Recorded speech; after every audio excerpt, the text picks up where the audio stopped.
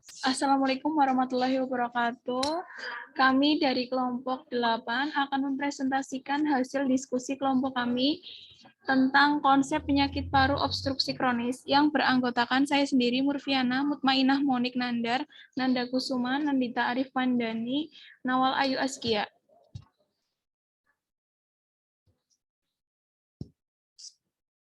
Konsep penyakit paru obstruksi kronis. Pengertian penyakit paru obstruksi kronis atau yang biasa disebut PPOK atau disebut juga dengan COPD, Chronic Obstructive Pulmonary Distress, adalah suatu penyakit yang bisa dicegah dan diatasi yang ditandai dengan keterbatasan aliran udara yang menetap biasanya bersifat progresif dan terkait dengan adanya proses inflamasi kronis saluran nafas dan paru-paru terhadap gas atau partikel berbahaya.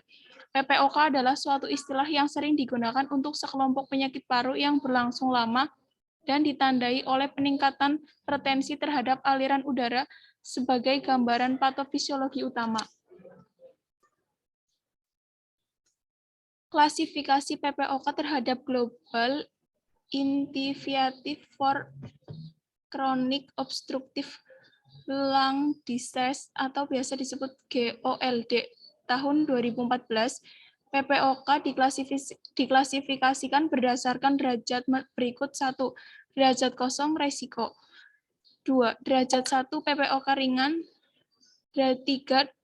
Derajat 2 PPOK sedang. 4. Derajat 3 PPOK berat. 5. Derajat 4 PPOK sangat berat. Etiologi ketika penyakit yang menjadi penyebab PPOK yaitu asma, emfisema paru-paru, bronkitis. Faktor-faktor yang dapat menimbulkan serangan asma bronkial atau sering disebut dengan pentul adalah 1. Alergi, 2. Infeksi saluran nafas, 3. Olahraga atau kegiatan jasmani yang berat, 4. Obat-obatan, 5. Polusi udara, 6. Lingkungan kerja. Penyebab bronkitis kronis adalah sebagai berikut: 1. Infeksi seperti Staphylococcus, Streptococcus, Pneumococcus, Haemophilus, influenza. 3. Alergi. 2. Alergi. 3. Rangsangan seperti asap yang berasal dari pabrik, kendaraan bermotor, perokok, dan lain-lain. Selanjutnya akan dibacakan oleh Mbak Nanda. Oke, patofisiologi. Ketika penyakitnya membentuk satu kesatuan PPOK yaitu asma, emfisema, paru-paru, dan bronkitis. Asma akibat alergi bergantung kepada respon IG hemoglobin apa sih?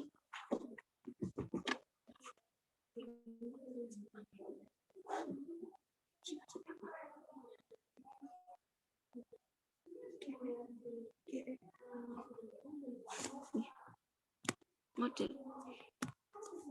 Respon IgE yang dikendalikan oleh limfosit T dan B serta diaktifkan oleh interaksi antara antigen dengan molekul IgE yang berikatan dengan sel mas. Sebagian besar alergen yang mencetuskan asma bersifat airborne dan agar dapat menginduksi keadaan sensitivitas alergen tersebut harus tersedia dalam jumlah banyak untuk periode waktu tertentu. Antagonis adrenergik biasanya menyebabkan obstruksi jalan nafas pada klien asma. Sama dengan klien lain dapat menyebabkan peningkatan reaktivitas jalan nafas dan hal tersebut harus dihindarkan. Pencetus-pencetus asma mengakibatkan timbulnya reaksi antigen dan antibodi. Reaksi antigen-antibodi ini akan mengeluarkan substansi pereda alergi yang sebetulnya merupakan mekanisme tubuh dalam menghadapi serangan. Zat yang dikeluarkan dapat berupa histamin, bradikinin, dan anafilaktoksin. Hasil dari reaksi tersebut adalah timbulnya 3 gejala yaitu berkontraksinya otot polos, peningkatan permeabilitas kapiler, dan peningkatan sekres mukus. Selanjutnya akan dibacakan oleh Mbak Nandita.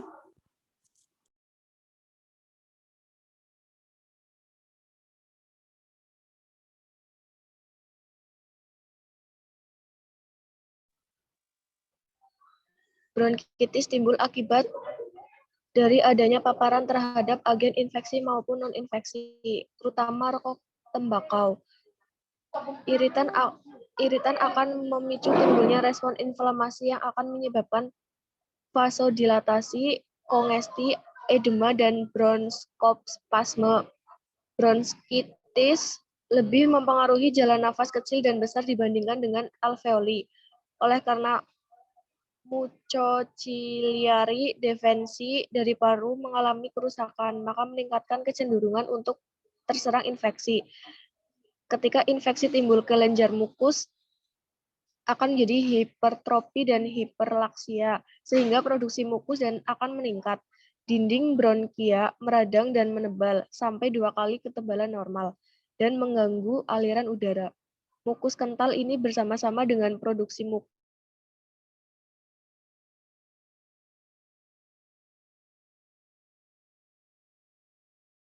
besar. Bronkitis kronis mula-mula mempengaruhi hanya pada bronkus, dan akhirnya saluran-saluran nafas akan terkena. Mukus yang kental dan pembesaran bronkus akan menyebabkan obstruksi jalan nafas, terutama selama ekspirasi. Jalan nafas mengalami kolaps dan udara terperangkap pada bagian distal paru-paru.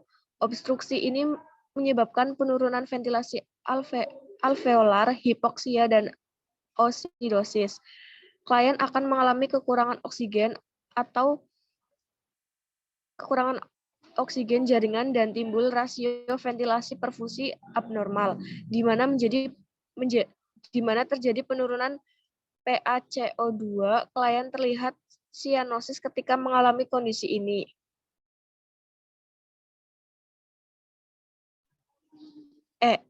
Manifestasi klinis. Adapun tanda dan gejala klinik PPOK adalah sebagai berikut.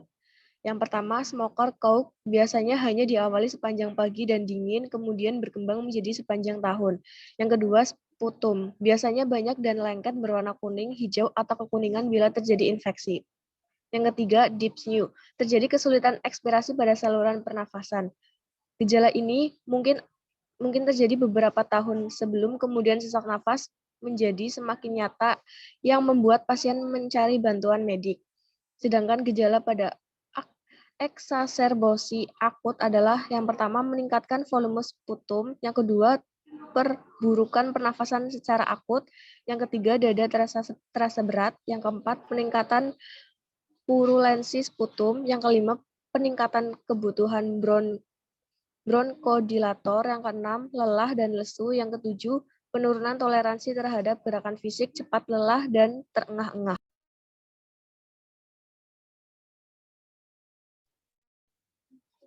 Pada gejala berat dapat terjadi yang pertama sianosis, terjadi kegagalan respirasi, yang kedua gagal jantung dan edema perifer, yang ketiga plethoric complexion, yaitu pasien menunjukkan gejala wajah yang memerah yang disebabkan polisitemia, eritrositosis, jumlah eritrosit yang meningkat. Hal ini merupakan respon fisiologis normal karena kapasitas pengangkutan O2 yang berlebihan. Dampak masalah biologi atau fisik, yang pertama hipoksia, yang kedua asidosis respiratori, yang ketiga infeksi respiratori, yang keempat gagal jantung, yang kelima kardiak distritmia, yang keenam status asmatikus. Slide selanjutnya akan dibacakan oleh Mbak Nawal.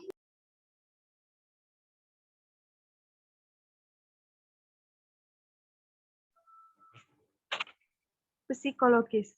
Pasien PPOK umumnya mengeluhkan gejala sesak napas yang cenderung bertambah berat sehingga menimbulkan ansietas dan depresi yang meningkat. Pada pasien PPOK yang disebabkan oleh faktor psikologis atau psikopatologis yang mempengaruhi kemampuan pasien dalam mengatasi penyakitnya. Sosial, dampak sosial merokok, dan bentuk kelainan struktur jaringan pada PPOK akibat merokok sudah tidak dapat lagi diperbaiki, fungsi paru tidak dapat lagi kembali normal, sehingga perburukan penyakit menyebabkan penurunannya kemampuan untuk melakukan kegiatan sehari-hari sampai terjadinya penurunan produktivitas karena penderita PPOK tidak dapat bekerja.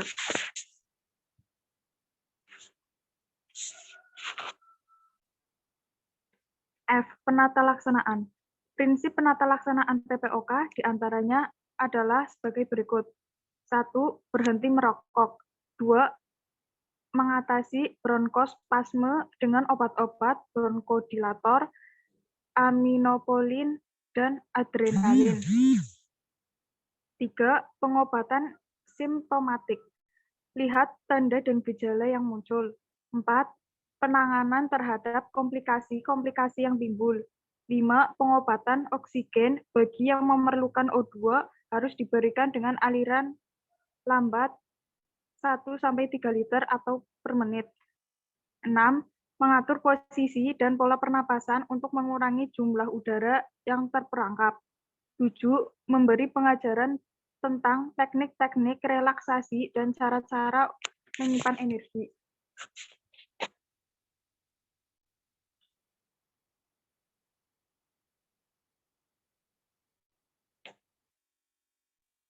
Tindakan rehabilitasi. Fisioterapi terutama ditunjukkan untuk membantu pengeluaran sekret bronkrus. B. Latihan pernapasan untuk melatih penderita agar bias melakukan pernapasan yang paling efektif baginya. C. Latihan dengan beban olahraga tertentu dengan tujuan untuk memulihkan kesegaran jasmaninya. D. Vocational Swidens, usaha yang dilakukan terhadap penderita agar kembali dapat mengerjakan pekerjaan seperti semula. E. Pengelolaan psikososial, terutama ditujukan untuk menyesuaikan diri penderita dengan penyakit yang disertainya.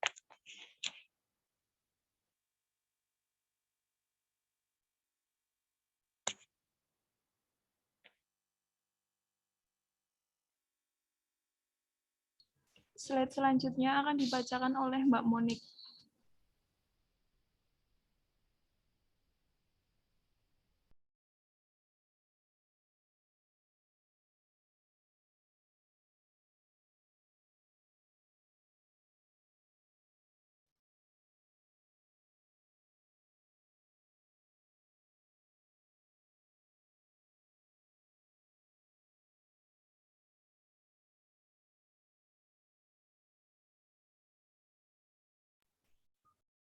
Penata laksanaan keperawatan. 1. Mencapai kebersihan jalan nafas. A. Pantau adanya dyspnea dan hipoksemia pada pasien. Jika bronkodilator atau kortikosteroid diprogramkan diberikan obat secara tepat dan diwaspadai kemungkinan efek sampingnya. B. Pastikan bronkospasme telah berkurang dengan mengukur peningkatan kecepatan aliran ekspansi dan volume atau kekuatan ekspirasi, lamanya waktu untuk ekalasi dan jumlah udara yang diekalasi, serta dengan mengkaji adanya dyspnea dan memastikan bahwa dyspnea telah berkurang. C. Dorong pasien untuk menghilangkan atau mengurangi semua iritan baru, terutama merokok sigaret. D. Fisioterapi dada dengan drainase postural, pernapasan bertekanan positif intermiten, peningkatan asupan cairan.